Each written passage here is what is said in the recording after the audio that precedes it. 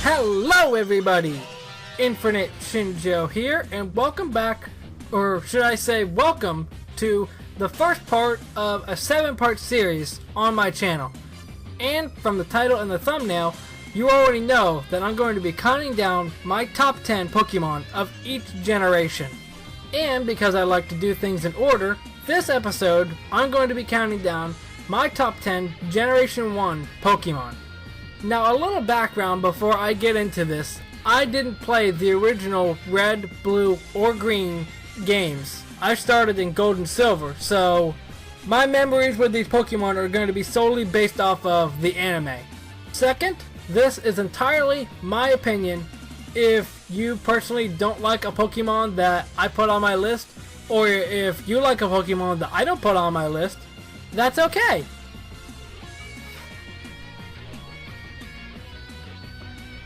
And third, and most importantly, for this episode and every other Generation Top 10 episode that I'm going to be recording, I have no notes written out because honestly, I can't really pinpoint what I like about a lot of these mons. That sounds kind of weird, but a lot of it's just like, oh, I like this one. So it's hard for me to write down notes for it, especially since if I don't write down notes, then I don't feel like I'm confined to specifically say, oh, I like this because of these base stats or whatever it is. So if the top 10 seem a bit scrambled, that's because they are, but I hope they come out good regardless. So let's start with number 10, and that is Kabutops. Of course, in Generation 1 they introduced two fossils, Ammonite and Kabuto, and honestly, ever since I saw the episode of the anime where Ash and Team Rocket met them, I love Kabutops. I mean, blades for hands? There's no way that you can get better than that. Granted, he's not the best battler because he's quad weak to grass, but he's got blades for hands, and more importantly, I remember having one of those Burger King cards when they had Pokemon giveaways. I have one of Kabutops. Either I have or I still have one of those two. I probably still have it if I look. But Kabutops just looks wicked. And for my, what would that be, 5-year-old self, that is what I liked. Number 9 is Primeape. And for the longest time, I've been kind of neutral on Primeape because it's just like, okay, Primeape looks cool, but nothing really that special about him. But looking back on it, I just absolutely love the infamous episode where Ash captures Primeape. Of course, it starts with the whole jelly donut fiasco, which I'm not even getting into.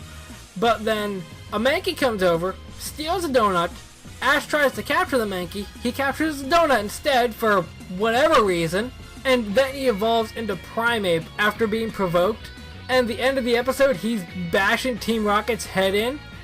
I just love that. Especially back in the Kanto region when they had the Who's That Pokemon during each break. Me and my brother still make jokes about, oh, it's Primeape. Then it comes back, it's Primeape! Whack! I don't know why that's what Primeape sounds like, but I just have to laugh every time I hear that. Number 8 is Scyther. And obviously from what I said about Kabutops, Scythes for hands, can't go wrong with that. And Scyther's just cool. Obviously you've noticed that at least 2 of the 3 Pokemon I've already mentioned have a quad weakness, but that's okay because you're gonna see a lot more of them later. Don't you worry.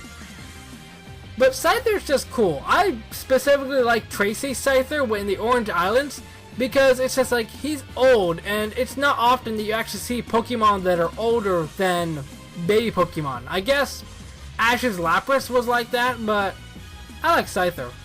And I remember Ash's Bulbasaur battling Scyther in the Orange League? No, it is in the Indigo League. Because Bulbasaur is just like, oh, I'm facing off against a Scyther, no problem. And finally, Blades for hands. Number 7 is Golduck. And Golduck is one of those ones that is just there for me a lot of the time. Obviously, you're gonna hear me say that a lot, especially with my future episodes, but Golduck's just cool. I like the episode where Misty thought her Psyduck evolved into a Golduck, and the Golduck just turns all Johnny Bravo and everybody. He's just like, hey ladies, what's going on?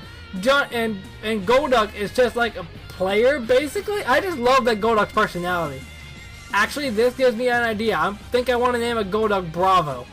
And of course, there's that whole controversy over why isn't Golduck a Psychic type, which it really should be. Number 6 is Dugong. And honestly, this was hard for me to pick between Seel and Dugong, although I guess you could just put them both together because they're the same line. But I just like Dugong. I remember the episode when Seel evolved into Dugong when they were in Cerulean Gym. I think I actually have that episode on VHS, which that definitely shows its age. But I just love that episode where Seel evolves into Dugong, because Dugong is just there. It's just like, Dugong gong gong. I just love Dugong's voice. And I think he does the same voice as Blaine in the English dub. So that's kind of funny. Not really needed to mention, but I mentioned it anyway. Number 5 is Hitmonlee. And kind of going off of what I mentioned with the fossils, how they introduced two, we had Hitmonlee and Hitmonchan. And when Fire Red and Leaf Green came around, but my brother had Fire Red, I had Leaf Green. And of course, our childhood minds were always like, okay, you pick one, I pick the other. And I remember my brother picked Hitmonchan, at least that's how I remember it in my mind. And I always went with Hitmonlee, just because, I don't know, I like Hitmonlee. Even just taking that part aside, I love how Hitmonlee sounds in the English dub of Pokemon, at least for the early parts of it. I think he was actually the voice of Eric Stewart, if I'm not mistaken. I'm probably wrong, but that's okay. But even so, Hitmonlee's still used in battle to this day, which I find cool.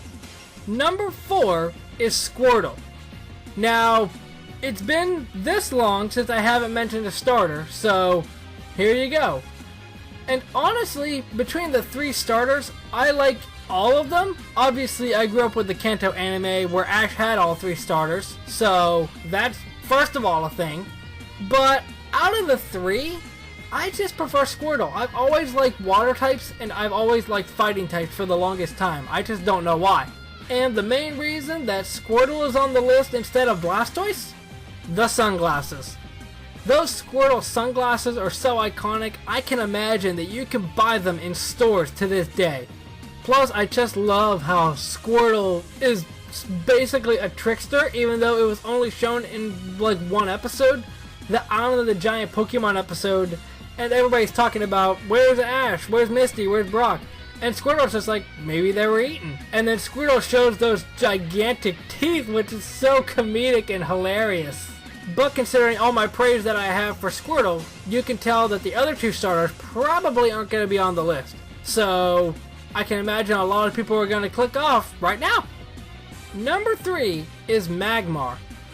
And honestly, Magmar is just a boss. His introduction in the series was just so wicked, because it's like a volcano and Magmar shoots out of it, and Magmar is just there, just like, hey, I'm here to kick some butt. And that battle with Magmar and Charizard, that is definitely iconic. For people that watch the original series, that's one battle that you just don't forget. But the main reason Magmar is up here so high is because he's my brother's favorite Pokemon. And by extension, I guess he's my favorite Pokemon too. I mean, even that air lens thing that Magmar had in the series, that's just so busted. Oh, I'm just gonna flex my muscles and avoid an electric attack because that works. But Magmar's introduction to the series was just so awesome.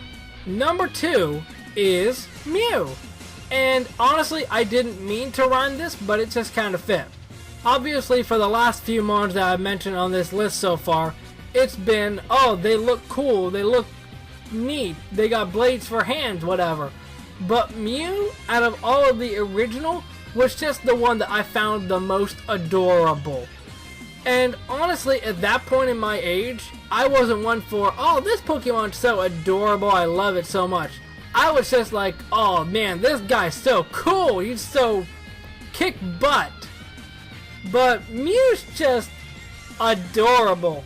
If you watch the original Pokemon movie with Mewtwo and Mew, I love that scene when Mew's just looking at the windmill and it's just like, okay, I'm gonna ride on the windmill now. And I don't know where it's at, but I had a toy that when you turn it on, it makes the sounds that Mew makes from the movie. And that is just cool. Number 1 is Poliwhirl. And I feel like I've at least talked about this a couple of times on my channel. But in case I haven't, or you haven't seen any of those videos, then here's the backstory on Poliwhirl.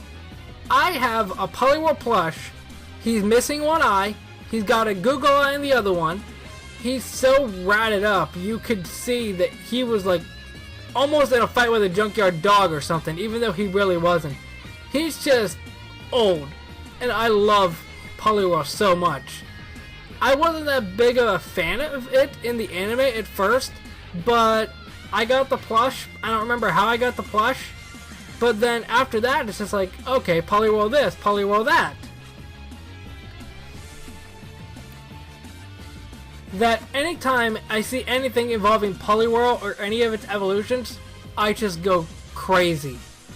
And honestly, out of the whole line, I do prefer Poliwrath a little bit more because, like I mentioned earlier, water and fighting are my two favorite types from back in the day. But just from all the memories of that Poliwhirl plush, I have to put Poliwhirl at number 1.